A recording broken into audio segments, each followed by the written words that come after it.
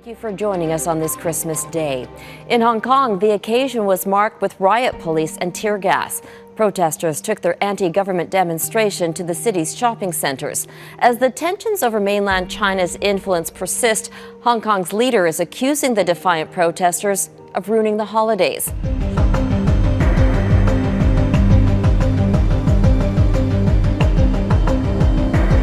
Between Hong Kong police and protesters continued on Christmas Day. Activists held flash mob protests across the city. In the district of Mong Kok, police fired rounds of tear gas. Protesters have been targeting shopping centres in particular to cause economic disruption. Against a backdrop of Christmas decorations, police used pepper spray in an attempt to disperse crowds. Hong Kong's leader, Carrie Lam, said in a Facebook post that demonstrators had ruined Christmas Eve festivities on Tuesday. But protesters blame authorities.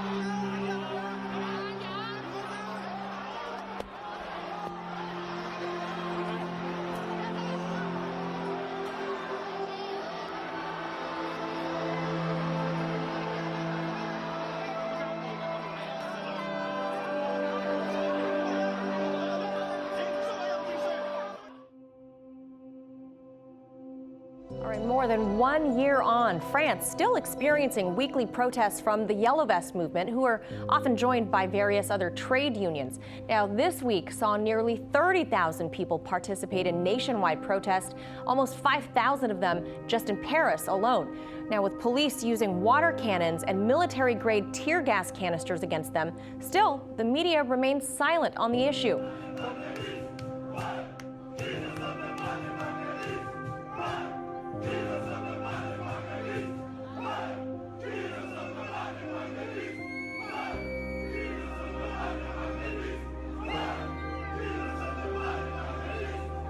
Thoughts on why the media is seemingly ignoring this huge protest movement?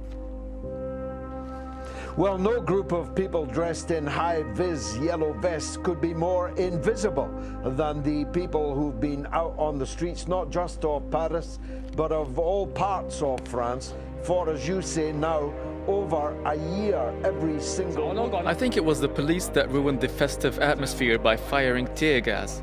Maybe they thought some smoke would make people happier, but I can't agree. Christmas should be a day when everyone is happy. Why did they have to look for people? They shouldn't. Everyone should be celebrating. There is broad support for the pro-democracy movement. This restaurant is handing out free meals to protesters. Customers leave messages of support for those demonstrating and even donate cash to the movement. The protest started more than 6 months ago against an extradition bill that has since been withdrawn. The protests have since evolved into a larger revolt, resisting increased meddling by Beijing in Hong Kong's political freedoms.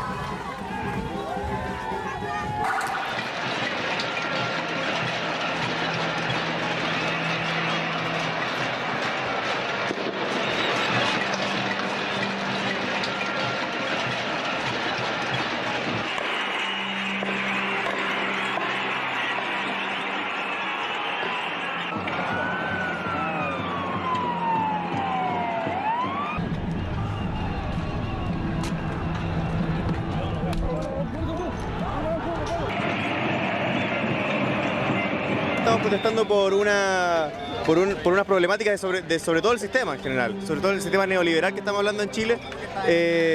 Sufrió una crisis, o sea, llegamos a una crisis en la que nos dimos cuenta de que ya este sistema ya no puede dar más.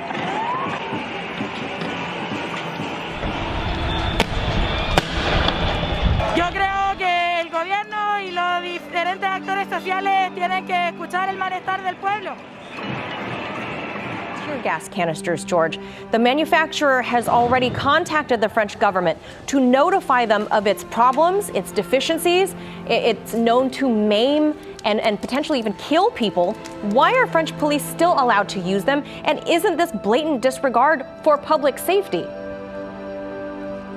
So much for the liberal European Union and the achingly liberal peacock throne dweller, President Macron. These police are completely out of control. Scores of people have lost their fingers, some their hands. Dozens have lost their eyes. People have been hit by tear gas and batons, even firefighters, you know. It's one thing battering a group of students, even ordinary workers, but the sight of uniformed firefighters being attacked viciously by the French police over the last couple of weeks is pretty startling. One of Emmanuel Macron's key campaign promises, recently brought back into the limelight by his prime minister.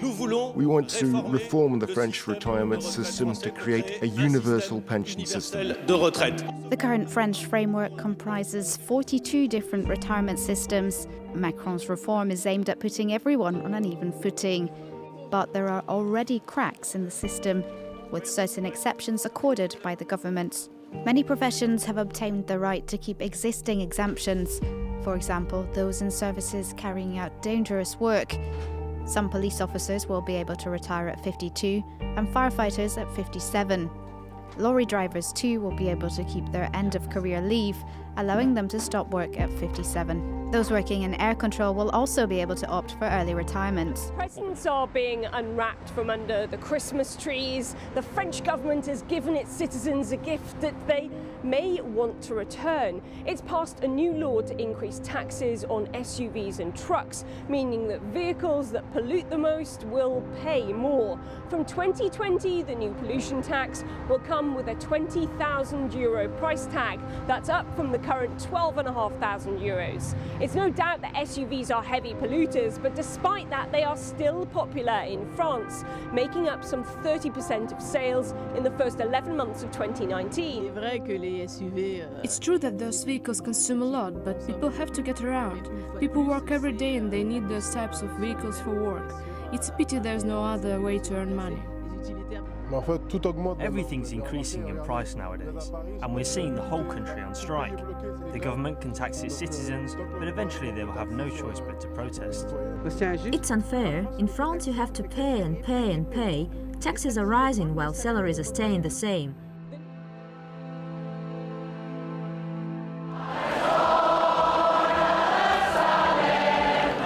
On the road to the capital of Catalonia. This is the region on strike, following the imprisonment of their leaders who breached Spain's constitution to push for independence. There are thousands upon thousands of people here. Some of them have been marching for over 3 days. They're angry and they feel aggrieved. And they're heading for the center of Barcelona. They're calling for the release of their leaders and they want independence. These people are here because the politicians and activists who tried to declare that independence will spend between 9 and 13 years in prison. Some people say that they broke the law, so they have to pay the price. Yes, but we think that the price is too high. And do you feel Spanish? No. That feeling is driving today's dissent that follows a week of disorder.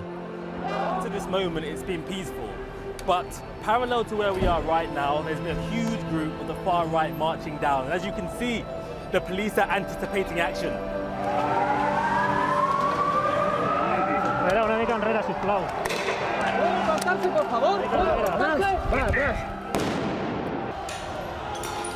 Here ultra-nationalists are playing a game of cat and mouse with the police. They want to break the police line to make their way toward the Catalan protesters. The police push them back, but they aren't done yet. This week, Catalan protesters and anti-fascists have clashed with the police. But now that the far right have entered, there are battles everywhere. It's hard to tell which group is which, but we do know this fire was caused by Catalan protesters. Many of your leaders have said that they want to see peace, and this does not look like peace. We want peace. But this does not look like peace. This does not look peace because they have forced us to make this. But surely this is not the right way to go about. I'm sure this is not the right way. It's just the only way we have. And France has joined a small group of nations who have deployed armed drones to kill enemy forces. This week, France, for their first time in their history, has used a Predator drone to bomb an Islamic State hideout in Mali, killing 7 suspected terrorists. Now, this move has a lot of people concerned about the growing use of these drones and the impacts on civilians on the ground. So will we see this Third World War? Well, remember Einstein? He said, I don't know what will be the methods of World War III, but the Fourth World War will be waged with sticks and stones. So the realization that the Third World War could mean the end of civilization, this realization, this idea should deter us from dangerous steps globally. As you remember, we've been living in a period of relative peace following the Second World War, and we know that there are regional conflicts out there. You had the Vietnam War, the Korean War. Right now we have some of the conflicts in the Middle East. We have Iraq, Libya, other hot spots. We've never had any global conflicts. Why? The global military powers established a strategic parity.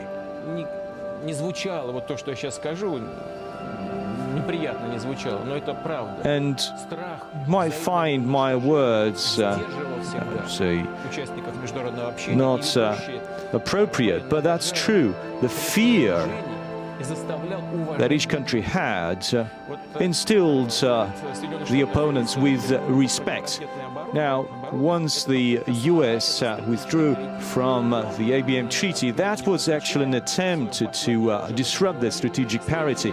And we've been responding to it, and I mentioned that in my State of the Nation address. And the new armaments will restore the parity. We need to think about it. We need to find a contemporary solution, a way of collaboration. It's high time to sit down at the negotiating table, not just think about it, but to design a contemporary architecture of European security system.